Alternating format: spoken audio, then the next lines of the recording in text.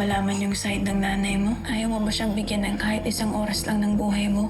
Naikwento na sa akin ni Princess ang lahat na nangyari. Salamat at pumayag ka na dalawin kita. Hindi ko papalagpasin ang araw na to hanggat hindi ko na ipapaalala kay Raymond lahat ng na-miss niya nung pinakasalan niya yung boring niya na asawa. Patawarin mo ako, anak. Hindi ko kailangan ng sorry mo. Gusto ko malaman yung totoo. Habang tumatagal, palala siya ng palala. May naka-check-in ba dito na Raymond Cristobal? Ayun yung nakabenda kanina. Alam kang na-miss mo to. Princess? Ay, Ako ang tatay mo, ikaw ang baby ko. Kayo naman, maka-baby naman to. Mag-18 na nga po ako eh. 17 years old ka lang pala. 19 years ago nung nakulong ako. Nagkabalikan po kayo ni Lupe? Bakit ba kailangan ungkatin mo pa? Matagal na yun. Importante, nagkaanak kami, nasa akin si Princess. Tapos. Bakit hindi ka nagsabi kay Lolo? Ginawa ko, anak. Ginawa ko, pero walang nakinig sa akin. Kaya iniisip ko na lang kung anong meron tayo. Nandito ka. Nandito ako. May panahon pa tayo para sa isa't isa, anak. Hello? O anong nangyari? Sa tingin ko kasi may pag-asang mangyari yun ulit. Kung paano siya na-inlove sa akin dati after that kiss.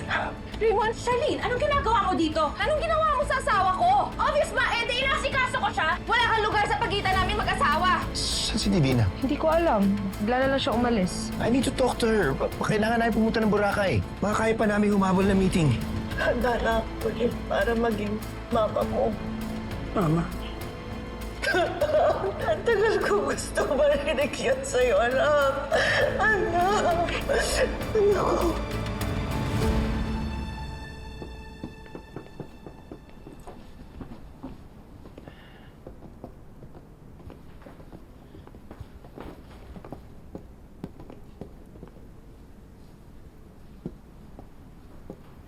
Divina? Divina? Raymond. Raymond, kamusta ka? Kamusta yung pakiramdam mo? I'm good. By the way, thanks for the help, ha? Ikaw, kamusta ka? Why are you here?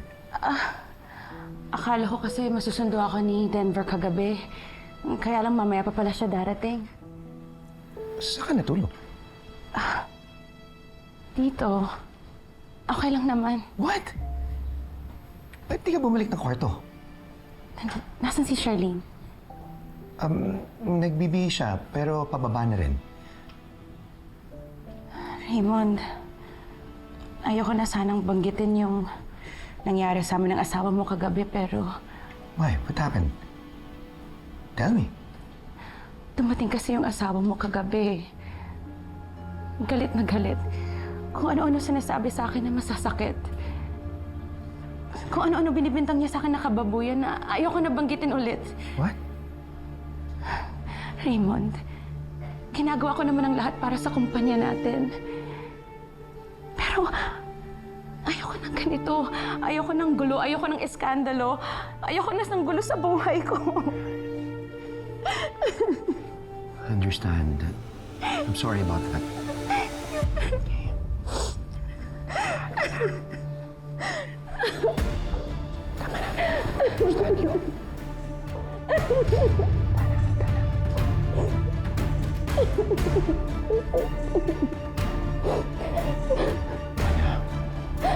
Tama na.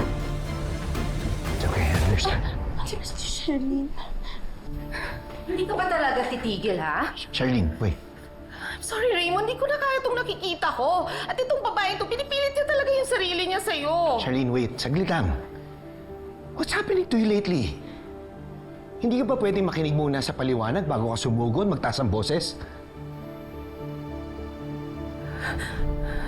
I'm sorry. Our company's experiencing financial problems right now. Hindi natin kailangan itong mga ganitong conflicts at issues. Makaka-apekto to sa diskarte ng kumpanya. Naiintindihan mo? Pero Raymond... Tama na, Raymond. Huwag mo na pagalitan si Charlene. Intindihan na lang natin siya. Kaya minsan nakagawa tayo ng bad decisions. Right, Charlene?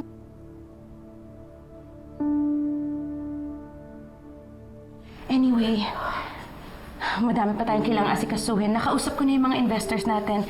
Okay naman silang kitain tayo sa Boracay. Really? Oh, that's great. Let's go then. Si Charlene. Sasama ba si Charlene?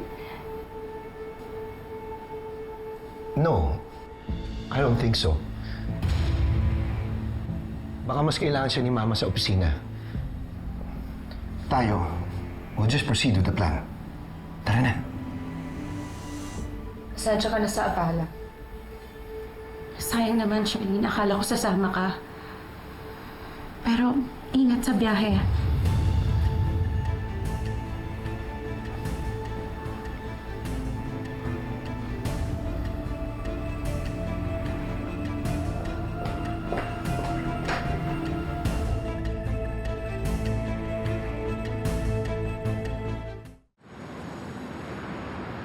O, bigay mo kay Princess, magmerienda kayo. Princess, merienda ha? Salamat po, Mamo. Ano ba kasi nangyari? Ba't nakulong kayong dalawa dun? Wisit naman. Ba't ka nababwisit? Hindi naman ikaw yung nakulong. Kahit paano, bad trip kaya. O ano ba kasi nangyari sa inyong dalawa nung saber ugok na yun? Well, actually, hindi naman talaga maganda yung nangyari. Ayan o. Pero, parang may maganda namang naging resulta. Ano? Nakapag-usap kami ng masinsinan. Nakapag-open up siya sa akin. Lalo na tungkol sa nanay niya. Naayos mo sila? Galing mo naman. Hindi ko alam, pero ramdam ko kahit paano nakinig sa akin si Xavier. Lahat naman kasi tayo nagkakamali sa buhay. Minsan, hindi na mahalaga kung sino yung tama, sino yung mali. Ano mahalaga? Magpatawad. Na magbigay ng pangalawang pagkakataon sa kapwa. Iyan ang rason kung bakit ako nag-volunteer sa City Jail. Naniniwala akong bawat taong nagkamali, may second chance pa rin sa buhay.